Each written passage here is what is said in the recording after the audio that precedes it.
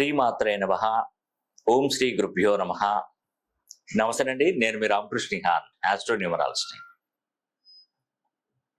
8వ తారీఖు 3వ నెల 2024 మహాశివరాత్రి పర్వదినం.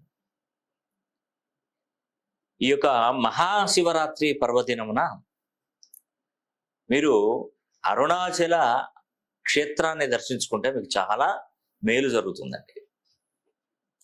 గిరి ప్రదక్షిణ చేస్తే ఎంతో మీకు మంచి అభివృద్ధి అంతా కూడా తప్పకుండా కలుగుతుంది.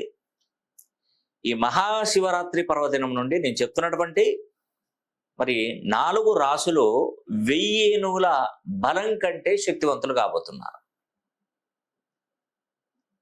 మహాశివరాత్రి పర్వదినము మాఘమాసము, శిశిర ఋతువు, ఉత్తరాయణం, మరి శుక్రవారం భృగువాసర. శుక్రవారం రోజు చక్కగా శుక్రవారం లక్ష్మీదేవితో సమానం, లక్ష్మీదేవి అనుగ్రహం. ఆ మహాశివరాత్రి పర్వదినం నుండి నేను చెప్తున్నటువంటి 4 రాసులకు వారి యొక్క లక్ష్మీ కటాక్షం లభించబోతుంది. డబ్బు ధనాన్ని సంపాదించబోతున్నారు. ఏ రాశులకు అదృష్టం కలుగుతుందంటే తులారాశి, మిథున రాశి, కుంభరాశి, కన్యారాశి. ఈ 4 రాశులలో జన్మించినటువంటి వారికి అదృష్టమే అదృష్టం, అదృష్టమే అదృష్టం. ఒక అద్భుతమైనటువంటి విషయం మీకు తెలియజేస్తానండి. ఆ మహాశివరాత్రి పర్వదినమున ఎవరైనా సిటీ వాతావరణానికి దూరంగా బ్రతుకుతున్నటువంటి వారు, అంటే ఊళ్ళలో, అటవీ క్షేత్రము, అటవీ ప్రాంతాలలో, ట్రైబల్ ఏరియాలలో ఉన్నటువంటి వారు, లేదంటే ఒక మారుమూల పల్లెటూర్లలో జీవిస్తున్నటువంటి వారికి, అంటే వాహన కాలుష్యము లేని ప్రదేశాలు ఏవైనా కూడా, వాహన కాలుష్యం ఉండకూడదు, అసలు వాహనాల శబ్దాలు ఉండకూడదు. గుర్తుపెట్టుకోండి, వాహన కాలుష్యం ఉండద్దు, వాహనాల శబ్దాలు కూడా ఉండద్దు. చక్కగా ఆ రోజు మహాశివరాత్రి పర్వదినమున ఒక 108 మారేడు దళాలు తీసుకోండి. చక్కగా ఒక్కరోజు మాత్రం చేయండి. నేను ఎప్పుడు మళ్ళీ మిమ్మల్ని ఇబ్బంది పెట్టాను. 108 మారేడు దళాలు తీసుకొని ఆ మారేడు దళాల మీద చక్కగా ఓం నమః శివాయ అనే ఒక మూల మంత్రాన్ని, 3 బిల్వపత్రాలు ఉంటాయి. అంటే శివుడికి చాలా ఏక బిల్వం, ద్విబిల్వం, త్రిబిల్వం, ఇట్లా అన్ని బిల్వాలు ఉంటాయి. 9 బిల్వాల వరకు ఉంటాయి. కానీ మనకు దీంట్లో శ్రేష్టమైనది ఏంటంటే త్రిబిల్వం. ఈ 3 ఆకుల బిల్వం అనేది కూడా ఓం నమ శివాయ. అందుకే దీనికి ప్రాముఖ్యత ఎక్కువగా, త్రిబిల్వం.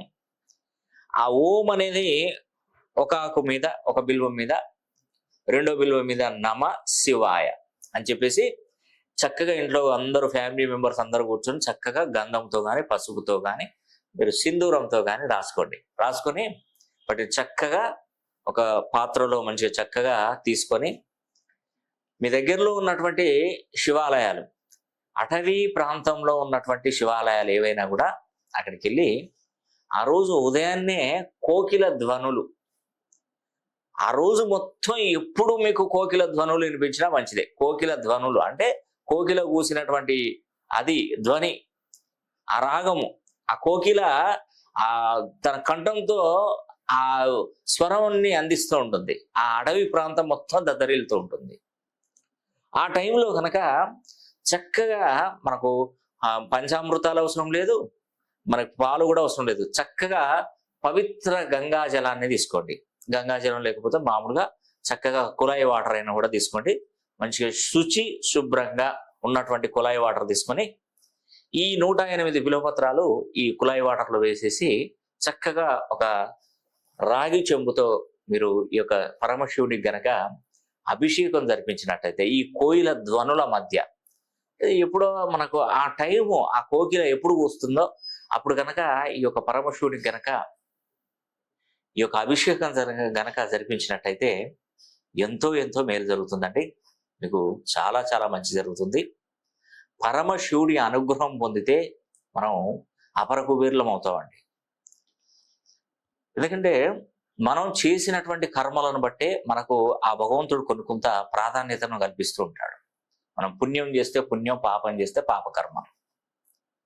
నేను ప్రతి ఒక్కరికి చెప్తున్నానండి, భగవంతుడి యొక్క ఆశీస్సులు అనేది కూడా మనకు తప్పకుండా ఉండాలి. అదేవిధంగా మన పేరులో ఉన్నటువంటి బలం కూడా కరెక్ట్గా ఉండాలి. పేరులో సంఖ్యాబలం కరెక్ట్గా ఉంటే మన జీవితం అనేది కూడా మంచి సవ్యమైనటువంటి మార్గానికి వెళ్ళే అవకాశాలు ఉంటాయి. ప్రతి వ్యక్తి ఏదో ఒక పేరు పెట్టుకుంటాడు. ఆ పేరు భగవంతుడి పేరు కావచ్చు, మన తల్లిదండ్రుల తాతల ముత్తాతల నాటి పేర్లు కావచ్చు, మనకు నచ్చినటువంటి వారి పేర్లు కావచ్చు. ఇలా రకరకాలుగా ఈ యొక్క పేర్లు పెట్టుకుంటుంటారు. పేర్లు పెట్టుకోండి, ఏ పేరైనా పెట్టుకోండి, మంచిదే. కాకపోతే మన డేట్ ఆఫ్ బర్త్కి, మన బర్త్ నంబర్కి, డెస్టినీ నంబర్కి, మన యొక్క జాతకానికి సరిపోయే విధంగా దీంట్లో కొన్ని కోణాలు ఉంటాయి. కోణాలలో డిగ్రీస్ ఉంటాయి. ఆ డిగ్రీస్లో మన పేరును సరి చేసుకోవాలి. ఒక అబ్బాయి 6th క్లాస్ చదువుతున్నాడండి. వాడు ఏంటంటే తెలివి అపరమేధావి. ఏ సినిమా చూసినా ఆ సినిమాలో డైలాగ్స్ అన్నీ అప్పచెప్పేస్తాడు. చదువు విషయానికి వస్తే చదువు క్లోజ్, ఏవి రాదు. చదవాలని ఇంట్రెస్ట్ లేదు వాడికి. సినిమా పాటలు పాడతాడు, సినిమాలు చూస్తాడు, సినిమా స్టోరీ చెప్తాడు, ఎవరు ఏ అక్షరం చెప్పాడో అది పొల్లుపోకుండా చెప్తాడు.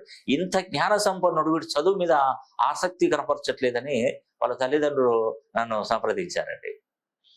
అది పిల్లోడి జాతకాన్ని పరిశీలన చేసి చూస్తే అబ్బాయి పేరు 80-90 అంటే 85-90 డిగ్రీస్లోనే ఉంది. పేరు తక్కువగా ఉంది.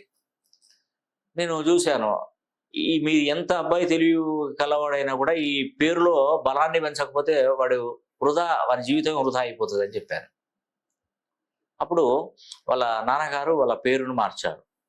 ఇప్పుడు మున్సిపాలిటీలో ఇప్పుడు మీరు ఏదైనా ఒక పేరు పెట్టుకున్నారు, అజయ్ అని పేరు పెట్టుకున్నారు. అజయ్ని పేరు మొత్తానికి తీసి వేరే పేరు పెట్టుకుంటే మున్సిపాలిటీ వాళ్ళు చేంజ్ చేయరు. అదే అజయ్కి ఏదైనా చిన్నగా యాడ్ చేయడం కానీ, సాయి అజయో, ఇంకా శివ అజయో, ఏదో ఒక అజయ్కి ఏదైనా యాడ్ చేయడం వల్ల ఏమవుతుందంటే వాళ్ళు యాడ్ చేసి పేరు తప్పుపడవచ్చు అని దాన్ని మళ్ళీ చక్కగా చేసి ఇస్తారు. అంతేగాని కొత్త పేర్లు పెట్టుకోవడానికి ఉండదు. పుట్టిన పిల్లలకు బర్త్ సర్టిఫికేట్ ఇవ్వని పిల్లలకైతే చాలా అద్భుతంగా ఉంటుందండి. మంచి పేరు ఇవ్వచ్చు. నేను అబ్బాయి పేరు 270 degrees నుండి 360 degrees మధ్యలో క్యాలిక్యులేషన్ చేసి ఆ పిల్లోడికి పేరు నామకరణం చేశాను. వాడు చదువులో దిట్టనండి. క్లాస్లో ఇప్పుడు వాడు టాప్ 5లో ఉన్నాడు. టాప్ 5లో క్లాస్లో ఉన్నాడు. చదువు అనేది మనకు ఇంపార్టెంట్ అండి, చాలా మంచిది. పిల్లల్ని బాగా చదివించండి, మంచి ప్రయోజకులను చేయండి. అదేవిధంగా మీరు వ్యాపారం చేసిన ఇప్పుడు తులారాశి, మిథున రాశి, కుంభరాశి, కన్యారాశి, ఈ 4 రాశులలో పుట్టినటువంటి వారు మీరు వ్యాపారాలలో నష్టపోతున్నా, మరి నా వ్యాపారాలలో నష్టపోవడానికి కారణం ఏంటో చూసుకోండి. అదే నాకు తెలిసి పేరులో బలాన్ని మనం సరి చేసుకోగలిగితే మనకు అన్ని విధాలుగా బాగుంటుంది. ఇప్పుడు ఉద్యోగం దొరకట్లేదన్నా, చదువులో వెనకబడిపోతున్నా, వ్యాపారంలో నష్టాలు జరుగుతున్నా, మానసిక ఒత్తిడితో ఇబ్బంది పడుతున్నటువంటి వారు కానీ, రకరకాల సమస్యలు ఏ సమస్యలైనా కానివ్వండి. ఎందుకంటే ఈ రోజులలో ప్రధానమైనది డబ్బేనండి. ఆ డబ్బును సంపాదించే మార్గం ఇప్పుడు ఈ మహాశివరాత్రి పర్వదినం నుండి ఈ 4 రాశులకు వచ్చింది. తులారాశిలో పుట్టిన వారు కానీ, మిథున రాశిలో పుట్టిన వారు కానీ, కుంభరాశిలో పుట్టినటువంటి వారు కానీ, కన్యారాశిలో పుట్టిన వారు కానీ ఈ మహాశివరాత్రి పర్వదినం నుండి 1000 ఏనుగుల సమానంతో, అంటే 1000 ఏనుగుల బలంతో సమానంగా ఈ రాశులు ముందుకు వెళ్ళబోతున్నాయి. ప్రతి ఒక్కరికి అవకాశం వస్తుంది. ఇప్పుడు వీరికి వచ్చిందండి మహాశివరాత్రి నుండి.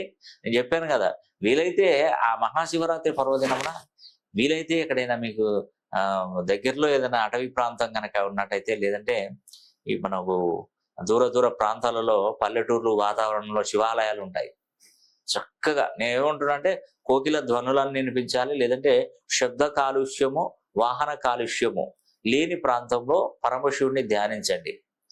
ఆ పరమశివుడు మీకు తప్పకుండా మేలు జరిపిస్తాడండి.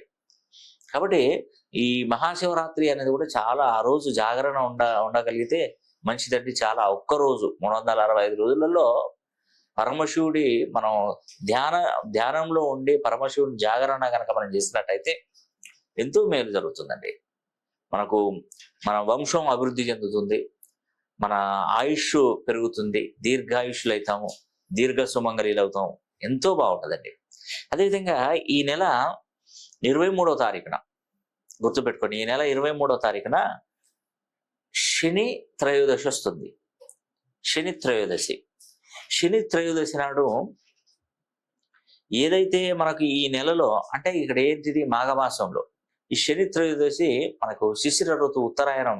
ఆ రోజు మనకు శనివారం రోజు ఈ పరమశివుడు అంటే మహాశివరాత్రి ఏదైతే ఉందో ఆ మహాశివరాత్రి ఆ మంత్లోనే ఈ యొక్క శని త్రయోదశి రావడం ఎంతో గొప్ప విషయం. అయితే దీంట్లో మీరు చేయవలసింది ఏంటంటే ఆ రోజు శని హోమం జరిపించుకోండి, చాలా మేలు జరుగుతుందండి.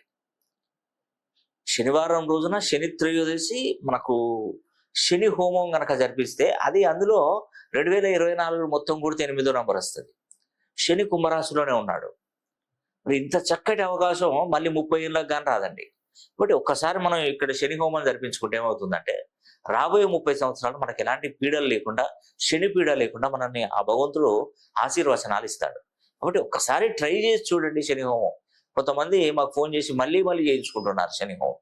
శని కుంభరాశిలో ఉన్నంత వరకు మాత్రమే నేను శని హోమాలు నేను చేయగలుగుతాను. ఆ తర్వాత చేసిన ఫలితం తక్కువగా ఉంటుంది. మీరు ఆశించినంతగా ఉన్న 100% ఇప్పుడు వస్తుంది. అప్పుడు అర్ధాష్టమ శని, అష్టమ శని, ఏళ్ళనాటి శని నడుస్తున్న వరకు వాళ్ళు చూసుకోవచ్చు. కానీ ఇప్పుడు మాత్రం అన్ని రాశులు కలిసి చేసుకోవచ్చు అండి, దానిలో ఎటువంటి సందేహం లేదు. కాబట్టి మరి మీరు ఈ శని హోమంలో తప్పకుండా పాల్గొని మీరు మంచి భగవంతుని యొక్క కృపకు పాత్రలు కావాలని కూడా మనసా వాచా కర్మని కోరుకుంటూ సెలవు తీసుకుంటున్నాను. సర్వే జనా సుఖినో భవంతు.